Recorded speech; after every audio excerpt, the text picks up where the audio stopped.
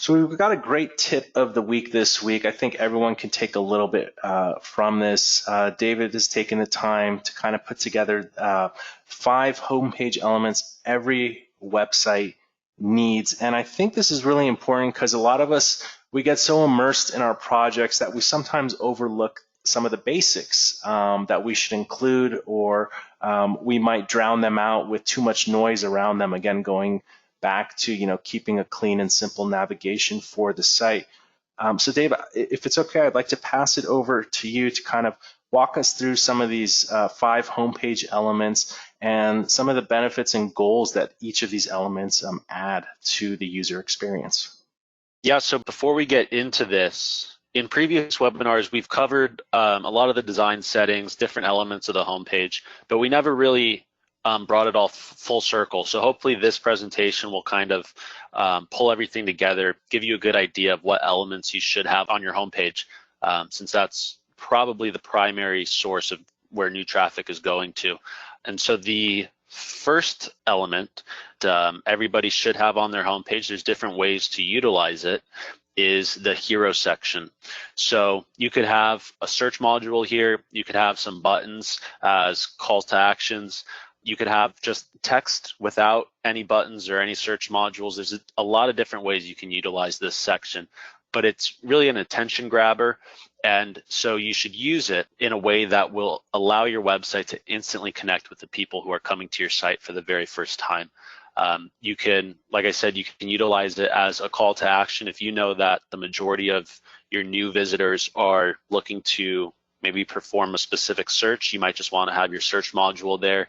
Otherwise, if you want to provide them with a little bit more information about what your website offers, you can have just text there explaining your mission, maybe how long you've been around, if you're the industry leader, something like that, just giving them some initial information about your website and what it offers. And before we go any further, I think a great tip and element to keep in mind as we go through these elements is to always keep in mind, as you're visiting your own website, keep in mind the target audience that you're focusing on, what it is they're looking to get out of your website, and what mindset they may be in if they're coming to your website for the very first time. Is the messaging clear? Does it make sense? Is there a clear direction? Or are you directing the users to take clear action on your site? Otherwise, if they get to your site, they're not exactly clear what it is your site offers or does for them, or what the benefits are and what next actions to take, they might end up going back to Google or going to a competitor's site. So always keeping in mind and trying to put yourself in the shoes of your first-time visitors is really important, and I think will provide you a good insight into specifically what elements and what messaging you should use on your homepage. Yeah, and with that, I just wanted to also mention, a lot of people share their site in the Facebook group, and they say, "Can I get some feedback? What do you think of my homepage?" And this is what like a standard site starts with. It's meant to be kind of stock and default, so you can add your personal touch to it. A lot of people leave their the default message, which is search our online member directory. Of course, this is meant to be changed and edited to match your website's goals. So yeah, back to David's point here, you just want to make sure that you have something that's compelling, that makes them want to go further and deeper into the website pages. And the second element you should have on your homepage is to list your website's benefits, what it is you're offering to the users of your website. I think it's safe to say most website owners here in the webinar, their primary goal of their website is probably to get users registered and to become members on their site. And so you want to be upfront about why your website will be beneficial to these new visitors. Why should they create an account and register on your website, whether it's a free account or a paid one? Be upfront with them about what it is you're offering and why you can solve whatever problems it is they're coming to your site to look for solutions to. And we've spoken in previous webinars, let's say you're a local business directory. Well, you have 2 audiences. You have the local businesses that you want to join your site, and then you have the consumers or the end users who are going to search your site for those businesses in this example. your homepage should cater to the end user, to the consumer. So this area on your homepage, highlighting your features or mentioning the benefits, it should appeal to the users. And let's stick with the local business directory example. Find trusted businesses, find businesses faster, get quotes from multiple businesses. These are benefits for the end user and the consumer. And then on a separate page, kind of like the Yelp thing, if you go to yelp.com, most people use the app, but everything's geared towards the consumer. And the bottom of the footer, it says, list your business. A business will see that your site is catering to consumers, and their normal intuition is going to tell them, okay, how can I get added into this directory? However, if your site is not a local business directory, if you're really a membership community, maybe you have private content or premium content, and you're just selling access to your premium content, then of course you really have one audience there. It's the people that you want to access your site for that premium content. You can of course explain the benefits of becoming a member of your community right there. So just keep in mind who the audience is that you're going to be talking to on your homepage. Maybe you have multiple audiences, so you want to prioritize who's going to get the attention on your homepage, and just keep those things in mind. But definitely want to highlight some features on your homepage, because it gives them a sneak peek inside what they can get excited about and what they can expect from your community. And element number 3, testimonials from your members. This can play off of the section on your homepage where you list your website's benefits, but we've talked about social proof a number of times in previous webinars. We've typically mentioned it in context of landing pages, but having 1 or 2 testimonials on your homepage is a fantastic idea as well, because just as many, if not more, website visitors are probably coming to your homepage as they are any landing pages that you have set up and directing traffic to. So the thing to keep in mind with the testimonials is you don't want to just have a block of text. Most of the time, website visitors, I think if you think about your behavior online, we typically just scroll past or skim over blocks of text. It's images and titles that really capture our attention. So you can see here in the sample testimonial that we have a really nice image, a smiling guy, he's happy, and we've highlighted the title. We've made the title stand out. That way, hopefully that'll catch visitors' attention, and if they want to read more about what this man has to say, then they can read the short testimonial just below the title. But social proof, it's a phenomenal way of demonstrating that other people in the community trust and believe in your website, and that they're enjoying and are benefiting from what it is you're offering. So social proof really goes a long way. On the homepage, it's great to have a simple testimonial like this. On maybe some of your inside pages or your landing pages, you might want to include video testimonials as well, if you can get some of those from your members. Those really bring everything up a notch.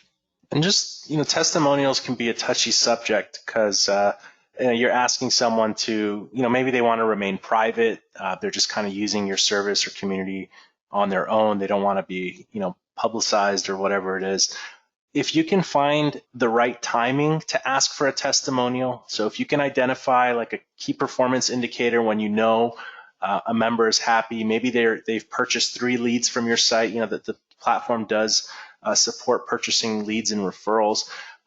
We can assume that person is enjoying their experience on the site. If you see someone who has a really decorated profile, they've gone all out and they've added events or whatever content you're allowing them to post, that's probably someone who really likes your site. And there's no shame or no harm in incentivizing them. If you can share a testimonial, we'd love to add 6 months free to your membership, or 3 months, or whatever, something to incentivize them for taking the time to share their honest opinion and experience. And again, it's also a boost to yourself and a way for you to engage with your members and get to know them on a more personal level, rather than just everyone is anonymously working on the site and things like that. It's really good to get personal, and it really doesn't get any more personal than a testimonial or some type of social proof of someone's experience of how they're enjoying your site. So I know it's hard to ask for testimonials sometimes. Again, you got to find the right timing. So maybe look for some key performance indicators when there's a high probability the person is enjoying your website or your service, and that might be a good time to kind of politely and humbly ask for a testimonial, whether it's by email or in a Facebook post or something like that. Those are some really great tips. Another one is to try to use negative or less than stellar interactions. Try to turn those around and turn them into beneficial interactions. So if a user is coming to you with a problem that they're having on your website, or they're not happy with a service that you're offering, or they just have a general question, try to provide them with the absolute best customer service you possibly can. And if they're blown away by it and they reply back to you and they say, wow, I'm blown away, I didn't expect this kind of response, thank you so much, you can then follow up one last time with them, say, it's my pleasure, this is what we're all about here. If you wouldn't mind, we'd be thrilled to have a testimonial from you on our website, or something like that, so that you can not only use great interactions to your benefit and members who are succeeding on your site and getting use out of it, but you can also turn those negative interactions around, maybe save potential refunds, and then also get a good testimonial out of it. So there's a lot of ways you can go about it, but I think Jason's overall tip about looking for the right times to ask for testimonials is really important.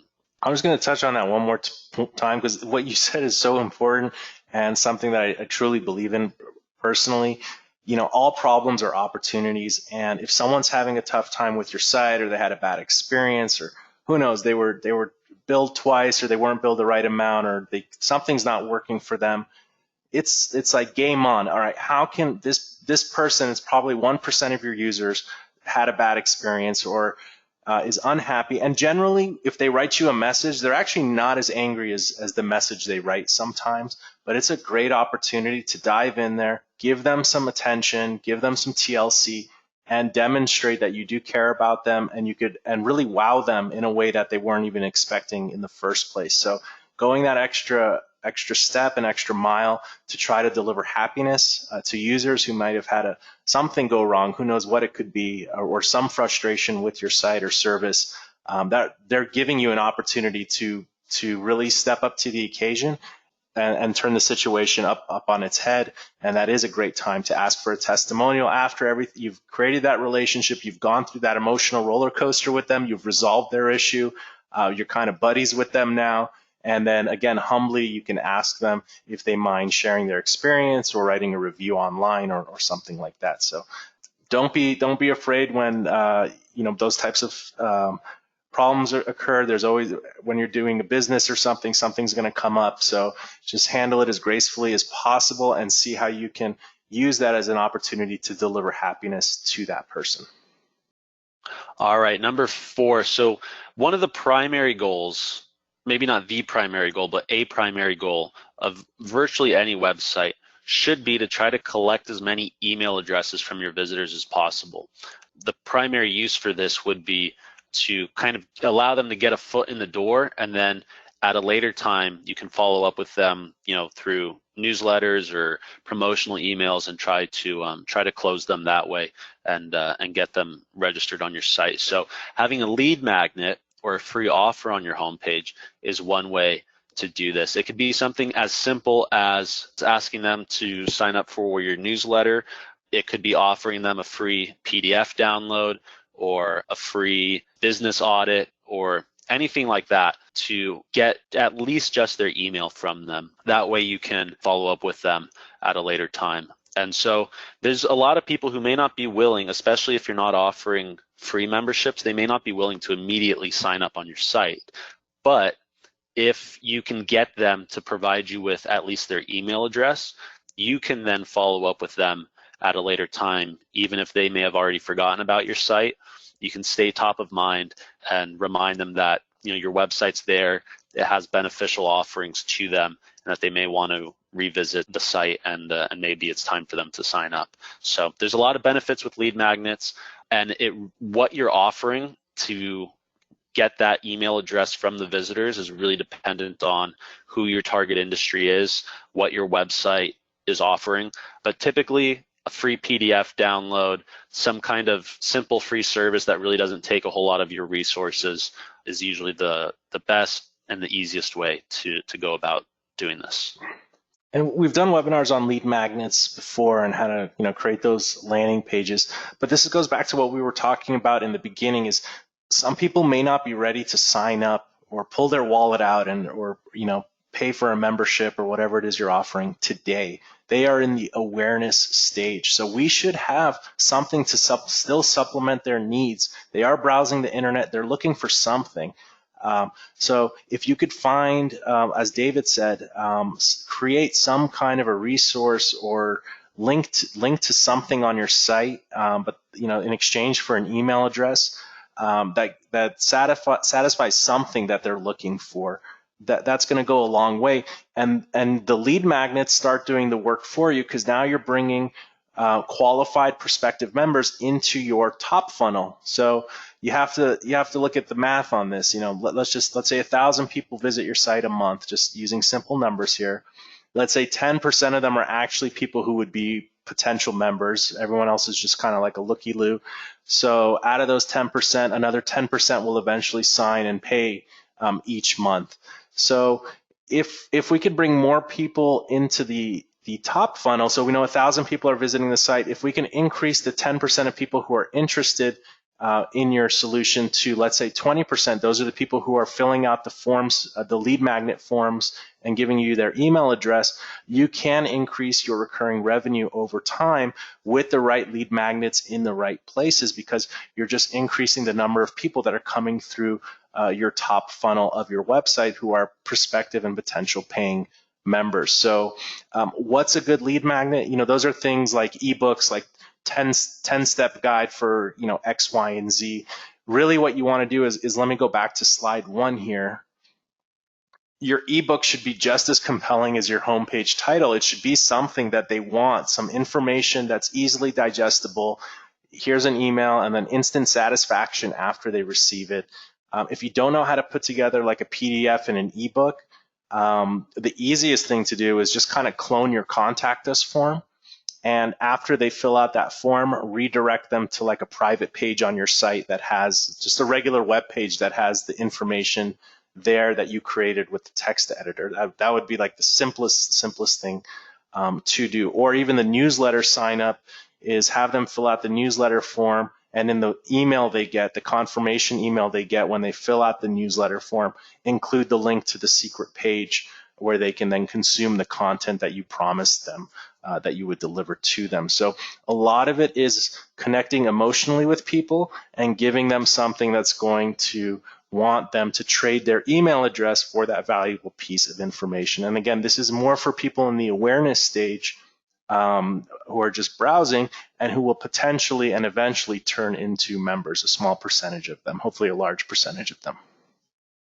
And last but not least, providing access to some of your free resources. Again, this is one of those things we've really stressed a lot in previous webinars, is providing free resources, free content to your website visitors.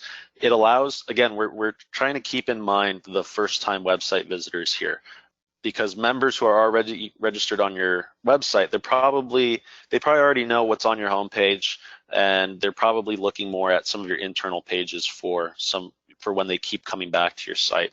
So on your homepage, you do want to provide that access to some of your invaluable free resources that you already have. This could be articles that your members are publishing. It could be blog articles that you as the website owner publish.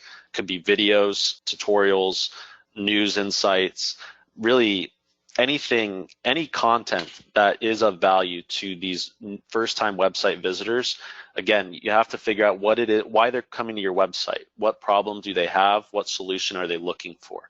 And if you can provide them a little nugget of a solution in some of these free resources, that's the first step in building a relationship of trust with these website visitors that hopefully over time could evolve into a membership. So there's a lot of different ways. We have a lot of different streaming widgets that you can implement on your homepage for all the different kinds of content you can have on your site. But I think a big tip for this element, at least, is not to overdo it. If your website has articles, videos, photo galleries, and property listings, you probably don't want to display all of those on the homepage. If you have all of that content, it can be a little overwhelming and visitors may just end up skimming over most of it. So figure out what piece of content or what free resource you have that's most valuable to these website visitors, and then put that on the homepage. And then from there, once they get into some of your inside pages, some of those content pages, they can further explore some of the additional resources that your website has to offer. Yeah, I think you made a really good point there. When you're going to showcase like, free resources, what we mean is, your site is a public site. There's areas of your site that are probably members only, and then there's areas of your site where anyone can browse and search. So that very well may be the local business directory that you have. That could be all the events that you're listing on your site. What you want to do on your homepage is take your strongest and I guess most jam-packed resource that has the most content. So when people go to that section, they're like, oh, wow, this site has a wealth of information. What you don't want to do is, link to your events and you only have one event posted in there. That's kind of like a weaker section or area of your site. So you don't really want to highlight that. You want to highlight the areas of your site that are the strongest and have your best content to showcase, because you basically want to put your best foot forward with regard to the content that you have on your site that is rich and that you have a lot of. Another thing to mention on top of this is, let's say you don't have a lot of content on your site, like events or articles or whatnot, or videos. A lot of that does take time to create. Maybe you're more comfortable with giving people access to a Facebook group. We did a webinar a few webinars ago, actually, I think 4 or 5, where we talked about strategies on how to develop a Facebook group that then converts those Facebook group members into paying members of your site. So maybe you're more comfortable giving them free access to your Facebook group as one example. It could be different from industry to industry. You don't need so many different resources. Again, with most of us, we are working on the site on our own, or we have a very small team working with us, so both time, money, and resources are limited. You want to find out what's going to appeal most to your industry. Maybe they want to see videos, so create a strong video section on your site. Maybe they want articles, maybe they want PDFs, maybe they want a Facebook group. But just pick one that you're comfortable with personally, curating, moderating, and nurturing, and focus on that, developing that as your strong free resource. And what the point of the free resource is, the most important thing, is to demonstrate your authority and credibility and to show people that you are established. And that's going to build that trust factor and really pass that sniff test when people are checking you out for the first time and want to see if you're legitimate or not. So when you have that even that one great free resource, that's going to help convert a lot of people who may be on the fence on if they like what they're seeing on your site or they're not. Something that we did at Brilliant Directories, actually, and happy to share this, is our own blog. If you go to brilliantdirectories.com and go to the blog section, we actually had these resources. All the webinars are here and things like that. These were actually scattered on different pages of our site. We had a whole separate section for webinars. We had a separate section for kind of like tips for membership and directory sites. What we decided to do, even for Brilliant Directories, is bring it all into one place. And if you come here now it's been a few years. There's a wealth of articles here. If you came here and just looked at this blog, obviously it is established, but if you're just starting out, you can give the impression, which is the goal, especially if you're starting out, you want to give the impression that you're established, you're credible, you have things together, and that people should trust you and what you're doing and what your mission is. So try to think of what that one free resource is, or multiple free resources that you can really excel at. And when people come there and check it out, they're like, wow, this is really a great organization. How can I get involved more? How can I join it? So I know that's a mouthful, but those are some things to consider when we talk about offering a free resource. It's really, how can I showcase my best content or put my best foot forward with content that I want to engage people with. And with that said, we've been showing you this sample site here. I think, Dave, we were going to kind of scroll down this page and just kind of show people how they can recreate, not necessarily this specific homepage, but how we added these elements here to the homepage, right? Yeah, it's pretty simple. We utilized some of the default homepage section options, and then we kind of mixed in some custom homepage content, and we utilized the new table option in the text editor that we explained a few webinars ago. I'm just going to quickly go through the sections, David, just to show people where we edited things. So first, the hero section, we're all very familiar with this. If you go to design settings, and then you have your homepage layout and your homepage search settings. This, of course, is here. We've selected our image, some of the orientation options, and that 2-button code thing here. I think we're going to be converting this to just options rather than code. But to get the code example here, there is button example code. And this is what's represented here as the 2 buttons. And of course, you want to direct people to the different areas of your site that you want to channel them and funnel them down into. So that was there. And then David, you scroll down here where I'm seeing a bunch of images and text. What did you incorporate here on the page? How did you incorporate this here? Yeah, so as you showed at the beginning of the webinar, that hero divider, eventually you'll be able to have images there instead of just icons. So when that's done, you could utilize that option, that feature, for this top row. For right now, we just did that as part of the custom homepage content, utilizing the table tool. So what we did is the homepage section order, everyone. The first section, David had selected custom homepage content. So if you're not going to stream like events and things like that, you can actually put your own custom homepage content. Let me click here so we can edit that homepage content. This is something we've covered in the previous webinar, is you can now create tables to organize text and images, get them on nice, even rows. So this is what we're seeing on the homepage, and you can put whatever you want here. It really gives you the freedom when you do this. When you do this, I've seen people, they're not even using the other streaming content. They're just creating a killer homepage now just with these tables. So we can see here, we just created a table. And here's the table option here, guys. You can have 1, 2, 3, or 4 columns and rows, etc. And what's really nice is you can drag them to make the images larger or smaller for your liking. But if we scroll down here, you can really easily create these things. Here it talks about what we're about. Here's this cool. This is a table with 2 columns, and inside one of the cells, there's another table with 2 columns to help organize content here. And then there's a bullet list here. So again, you could put kind of like a table in a table with 2 columns to help organize your content. And then of course, the member testimonial is just the image on the left. It's another 2-column table, and then the text on the right. And of course, we're just giving the text different colors here, and just some styling to make it stand out a bit. So you selected custom homepage content, David, and that's what we're seeing here. Let me scroll down a bit.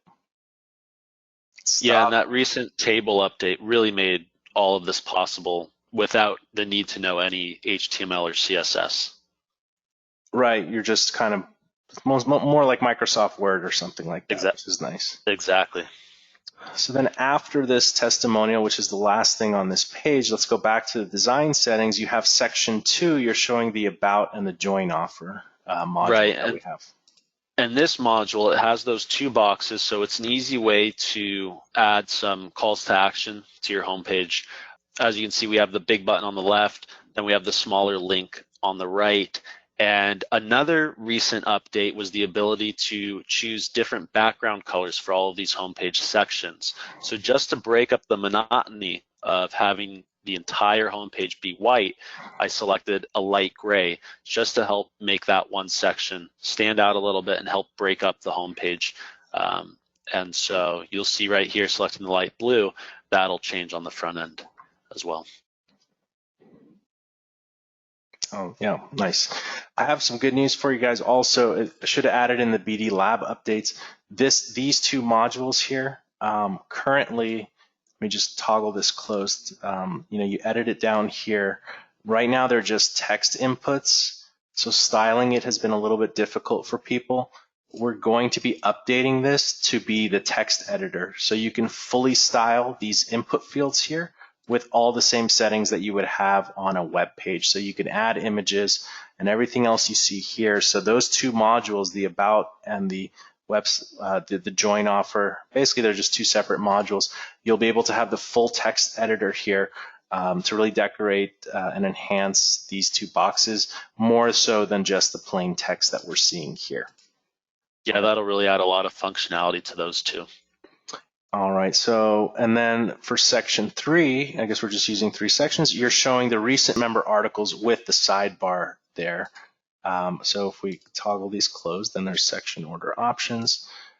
So these are some check out the latest articles for members. We're showing 3 results, and that's what we have down here with a sidebar displaying as well.